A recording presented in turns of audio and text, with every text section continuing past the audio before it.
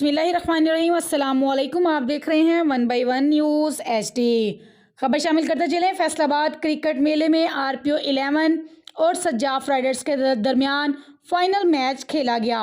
फैसलाबाद के अलावा और भी कई अजला से शायकीन इस मैच को देखने के लिए आए।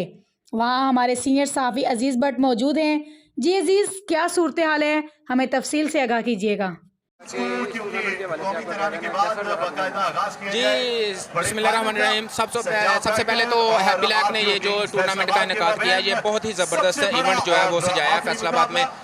26 डिपार्टमेंट्स पर मुश्तमिल ये एक बड़ा टूर्नामेंट था जिसको अभी तक कामयाबी के साथ आगे लेकर चल रहे हैं सजाफ।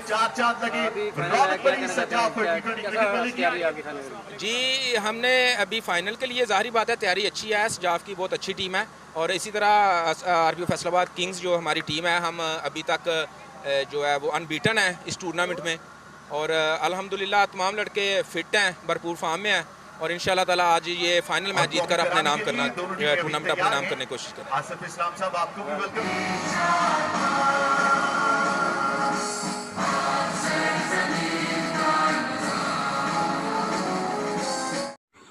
YouTube पर हमारे चैनल को लाइक करें, शेयर करें और सब्सक्राइब करें और घंटी का निशान दबाना ना भूलिएगा ताकि आने वाली हर नई वीडियो आपको मौसूल हो सके।